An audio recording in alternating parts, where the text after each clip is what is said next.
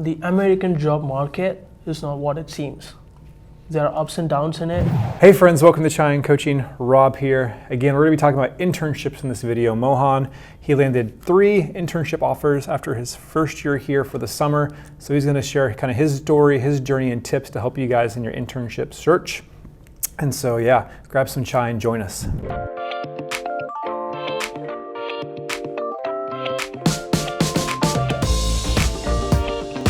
Friends, thanks for tuning in. Mohan's got a great story about his internship journey to share with you guys today. Mohan, or as they call him, MRB. Yeah, that's right. Go ahead and introduce yourself, buddy. Hey guys, I'm Mohanram Balaji, doing my Master's in Business Analytics from UT Dallas. And I'm a fall 19 graduate student, and I come from the southern part of India called Chennai. Vanakkam. Vanakkam. You speak great Tamil. Yeah, he speaks great Tamil.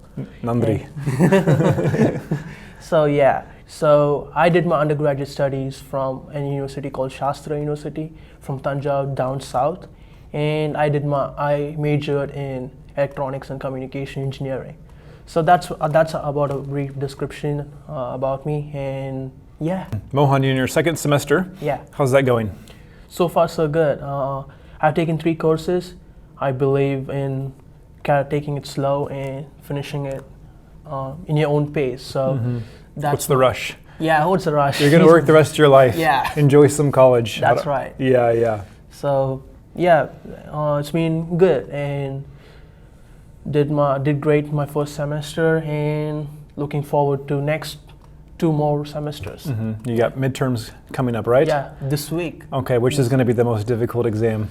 Oh, I think machine learning, applied machine learning. Ooh. Yeah. I've heard that's a tough class. Yeah. Awesome. Well, let's jump into internships. That's what people want to learn about. So MRB here, he's actually had 3 offers, 2 with companies here in Dallas, 1 down in Austin, 2 big tech hubs here in America. And then the one we're going to tell you is Ericsson. That's the one he's accepted. There's a big Plano campus here with Ericsson. The 2 other companies, just for sensitivity, we're not going to mention. But you guys can maybe follow up with some other questions with him later about that. But let's tell your story. You know, how did it all kind of start? So yeah, basically I feel that there are 2 lines of thought in searching for internships. One is that you have your family friend or just about any friend who can refer you to 1 or 2 positions in his or her company, and you get an interview, and interview is all you need. Like that seat is all you need for taking it further. And the other line of thought is apply, and I fell in the second line of thought. I do not have any friends here. Before I came here, I did not have any family friends, relatives from Dallas, so that was kind of sad, but then I took it as an opportunity and I kept applying. I came here in July. Yeah, I came here in July and I started applying from August. So started right off the bat. That's how it went for me. That's how it all started off for me. So you talked about, you know, there's kind of 2 main paths, applying and referrals. Some interesting things here in America that some people don't know is when you apply online, you actually have access to about 20 to 30% of the job market. Yeah. So of all the jobs available in America, only about 20 to 30% get posted online, where 70 to 80% of the jobs in America are filled through referrals, networking, and relationships. And especially when you're an F1 student with visa restrictions, you get even less access. So applying online, you maybe only have access to 10, 15, 20% of all the jobs in America. So it's limiting. And so that's why there's a big advantage with referrals and having those relationships with people in the industry. Yeah. So where did these interviews come from? Did you get the interviews from applying online? Yeah. So applying online, like there are lots of jobs which get posted regularly on LinkedIn, Indeed, and all these websites. And with many of those applications looking for F1 students whom they do not want to sponsor in the future, and all those kind of visa restrictions, it really gets tough for internship search more than full-time searches. You have to take it slow. Like there's going to be a lot of rejections going to happen in the first few months because you've just started off.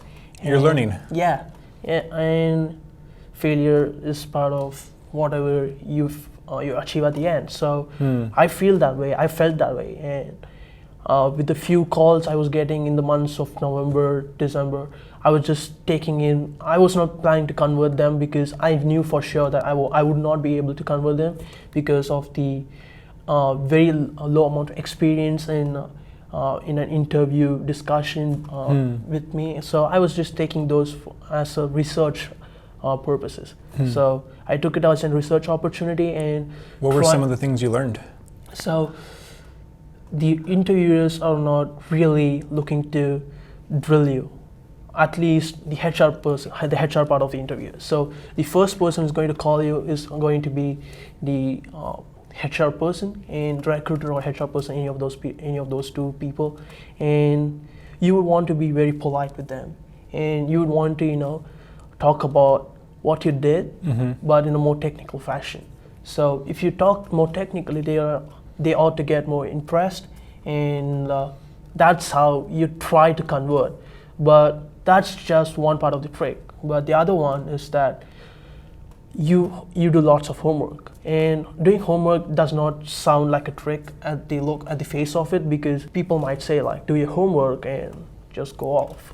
But I would say like there are few channels on YouTube which really cater to the American internship search more than internship search in a very general way. So there's one channel called Don Georgievich. I'll ask Rob to put the links below. Yeah, we'll put the links for you guys so you can check these out as some good resources. Don Georgievich and Dennis Sazel. So these two guys have been in the market, have been in the industry, researching about the mindset of people who are trying to recruit you, and they look into what people might ask, and you can do star is something where people encourage you to follow as a model to answer the questions. And what does STAR stand for? So STAR stands for situations, tasks, action, and result. So you would want to answer any behavioral question in this particular order. So you talk about a situation and what task was assigned to you and what action you took, and finally what result it yielded. So that's how you would want to talk. But if you just Google online, you get probably like bazillion amounts of behavioral questions. Like you can, like the questions vary so much, but basically it falls to three major questions: what's your strength, what's your weakness, and how. Tell me about a situation when you had to explain yourself and move out from a tough spot, stuff like that. Questions like those. And so like, what are your strengths, what are your weaknesses, and give an example of a time you solved a problem or had a conflict or something was unmet or situational. Yeah. So you can follow STAR. STAR is very important, but I follow a methodology stand-up comedians use most often. So what I did was, I would first, when I'm trying to introduce myself, I would try to set up a story from my past, and try to pick situations from the story and try to answer on those in the STAR situation. So say I'm talking about my strengths, and in my introduction part of my interview, I told the interviewer that hey, I am good at tennis and I can play tennis and stuff like that. Some random points. What basically stand-up comedians do is that before they give out a joke, they try to set the ground, lay the groundwork before they do their final show. So if you laugh at a joke, say Kevin Hart says, or some other comedian says, that's because he laid the ground before that one joke. So I would suggest that you work on your stories and and introduce yourself. Try to make sure that it's more story oriented, and you don't just say that I am Mohanram Balaji, I'm doing my master's in business analytics. Not just a regular introduction, but an introduction which has some life in it, which has a story in it. And those stories show that you're unique. That you're a person, and those are what's going to make you stand out. With all the competition, with all the resumes, all the interviews, those stories, those unique connections, that's going to make you stand out and be remembered by the recruiters.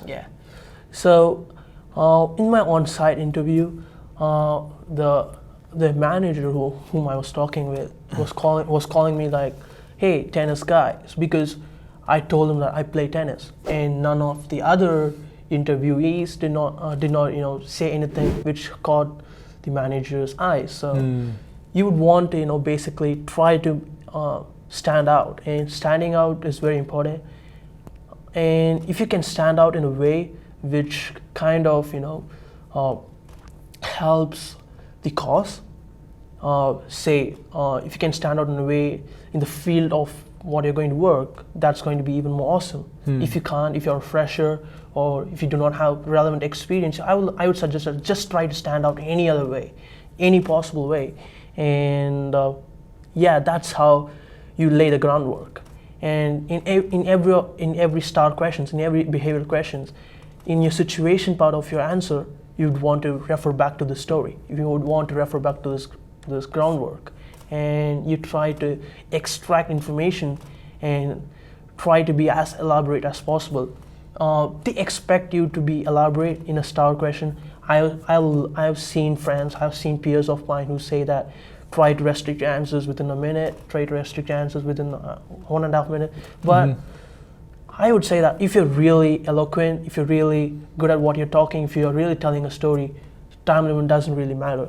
So I would suggest that try to make your story, work on your story, like try different stories and talk with your friends and ask them which story works best, which story is more relevant, or which story is more, makes people happy. And try to, if you go for an on-site interview, or if you have an HR interview, try to look up the person on LinkedIn and try to connect with her and talk, have a small talk, chat with the person and try to get their interest and try to base your story off that interest. And the more homework you do, the more chances you clear your interviews. And that's just how you do it. And it took me a lot of time to perfect the craft, but I was able to, and I'm thankful that I was able to do it before everyone else did, and happy that I'm standing here with Rob and discussing my story. But it could as well be you, if you did the homework right. Yeah, and you're not going to nail it the first time. Yeah. You have to start early, make those mistakes, fail, practice, tweak, and then that's how anything you get good at anything is practicing over time. And selling yourself, telling these stories also takes practice over 1-2 semesters before you can really communicate that clearly to these companies who are talking to you. And Mohan, MRB, he got into Ericsson, one of the great companies here, big office here up the road in Plano. So our chai question for this video is, what's your dream company here in America to work for? Leave a comment below. Is it one of the big 4 consultings? Is it a big tech company like Apple, Microsoft, Amazon? What company do you want to work for here in America? What's your dream company? Let us know in the comments. All right, so Mohan, a couple tips left. One thing you mentioned is important is pronunciations. Yeah. Please explain that. By now, it would have been very clear that if you're going to do an interview, it's going to be with a person who's basically going to be based out of from the United States, and he or she would really like to connect with you and try to understand who you are. And that could be best done if you can really take your pronunciations to the next level. Try to speak to the audience, try to speak to the recruiter. And I understand, like most of us before we came here, we would have different pronunciations because we come from a different accent. Different accent altogether, and there'll be situations where you need to pronounce differently, and where we have pronounced differently, and everything here is different basically. Yeah, and different countries also speak different English. Yeah. English is different in England than America, than in Australia. Yeah. And even India has Indian English, which is, in my opinion, a totally different language. Yeah. It's a wonderful language. I had to learn how to speak Indian English in India, but people here need to come and learn American English so that the Americans can understand you. Yeah. So I'll tell you what it does not mean. It does not mean that you would want to always speak that way in your regular life.